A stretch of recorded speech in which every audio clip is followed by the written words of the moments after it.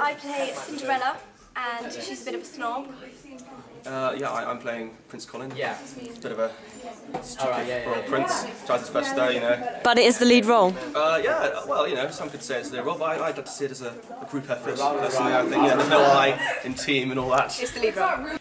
Yeah, well, you know, I guess I do like to see myself in quite a role like. I do feel like there are elements of rawness and stupidity within my being. So, we auditioned, we got it. I played a silly role before, but never a snob. So this is I've played a stupid Englishman before, so this is more or less that, really. Except royal. Except royal. And it's actually for kids. It's kind of a 15 age I'd go for. So. 15? Well, possibly. There are, you know, there are. Are there swear words? There are swear words. There are references to alcohol and sex and stuff like that. So I am a lady. oh yeah, we do. Oh, it's a pretty dirty play actually. But, no. Anyone who wants to come and see it, it'd be great. We're going to start a Facebook page soon, so look out. Hi, we're here with two guests in the studio today, Lauren Shepherd and Simone Preston. These are two MFA Shakespeare postgrads who have started the postgraduate mentoring scheme. Obviously, roughly thousands of people audition for drama school every year. How many people have contacted you to work with you in this mentoring scheme to help them? In the mentoring scheme, we have multiple people that people will work with individually on their monologues. Those that we know of, there have been about a dozen who have individually had intense coaching on their monologues as well as their applications to drama school. And in addition, there have been a few people who actually have wanted to do an MA or an MFA at a university, so we've helped them with that process as well. So in terms of the time periods, classical and contemporary, what exact periods are we talking in each of those classifications? Usually when a drama school or an auditioner requires you to do a classical monologue, we're talking classic Greek and Roman, so just like in a classics department. Your Shakespeare's. You can sometimes get away with going all the way up to Shaw, which is early 19th century. Or even a Chekhov. Even Chekhov, yeah. It's to do with the language and the construction of the sentences and the types of speeches that you're going to have. And then contemporary is from that period onwards, so more of the stuff that's written today. In terms of actually picking your monologue for that, when a drama school says contemporary, they would prefer it to be something from 1960 until now. Right. So there's sort of a period in between there that they don't really want, between classical and contemporary.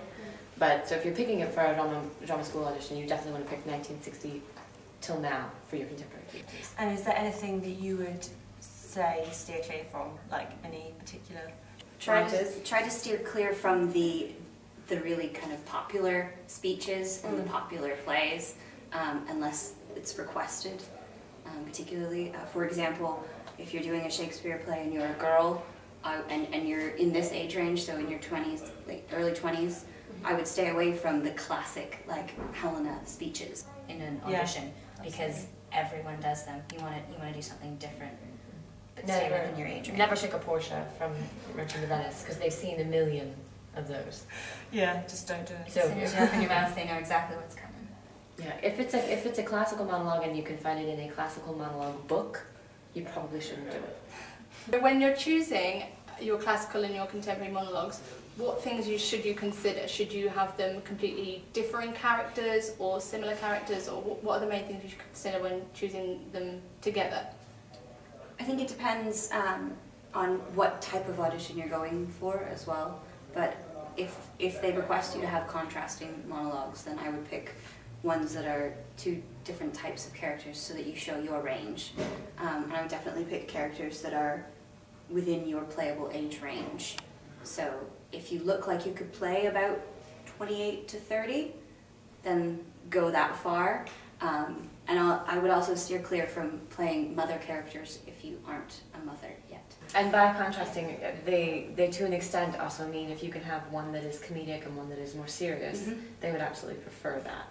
So you find something that's in your age range, something that's funny, something that's serious, one that's contemporary, one that's classical, and through that you should be able, those criteria, you should still have many, many options. So you want the biggest range of stuff as possible? Correct. Is it ever okay to play a boy if you're a girl? In Shakespeare, for example? Could you do a Hamlet? For an audition? Yeah. You can, but you need to be prepared with a really good answer when they ask you why you didn't choose a woman. and read the literature very carefully, because some drama school applications very specifically state that you must play your own gender. So if you want to do something like that, you would pick something like a Rosalind from As You Like It, who's dressed up like a boy. Yeah. So in other words, read the application really Very carefully. Very carefully. Obviously a lot of people audition for drama school, and this is naturally for those who are aiming to audition, but would you say that your workshops benefit students who just want to have a go, who just want to improve their skills in acting in general? Absolutely. We just, last weekend we did our auditioning basics workshop, and as silly as it sounds, we spent half an hour teaching people how to walk into a room, because you know, directors can tell within about 30 seconds whether they want to work with you or not, and that means you haven't even gotten to the point where you've said your monologue at all yet. So it's auditioning is a skill, and there are many different parts that make up that skill, and entering rooms, being confident, knowing your own name and being able to say it with confidence is a huge part of that. So it's something you have to rehearse, and working on these monologue workshops will allow you to be really specific about the choices you're making and the way you're presenting yourself physically and vocally for whatever type of audition you want to do it for, or even if you just want to be a better actor and you're not really interested in auditioning for anything right now. Yeah, it's great to know. So for anyone who wants to get involved with these workshops, when and where are they, and how do they get in contact with you? The 22nd, 1 till 4 in TS3 for a contemporary monologue. And again, pick whatever you want, we'll be happy to help you work with it. If you don't have one, then we will have a couple there that you could choose from. Thank you. Well, thank you very much. If in doubt, look on the website. But as they say, this Saturday and next Saturday. On your mark, get set,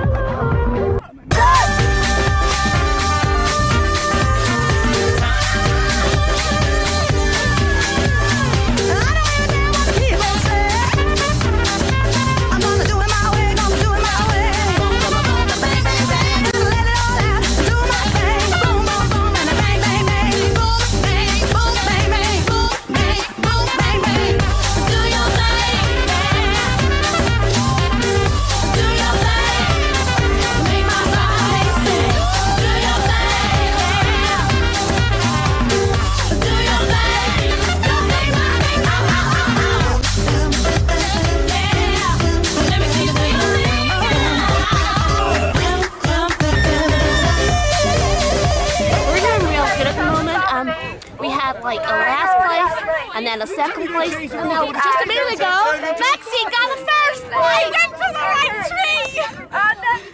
Pull it back! Pull it back! Pull it back! Come on!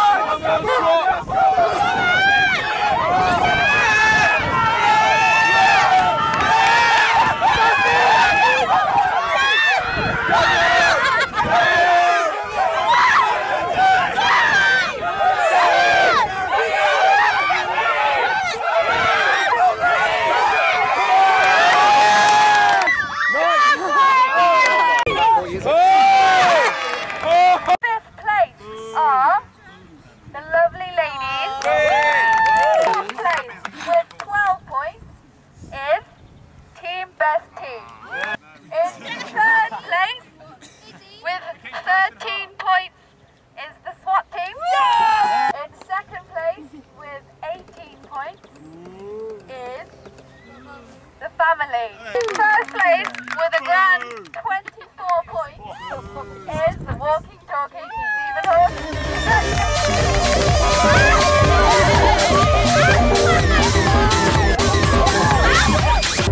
Don't miss out on all the workshops this week. Callum would be very upset if you missed his adaptation of The Hitchhiker's Guide to the Galaxy at 5 PM on Friday the 20th and 7:30 PM on Saturday the 21st in RS2. Don't forget to check the website and Facebook group for more details.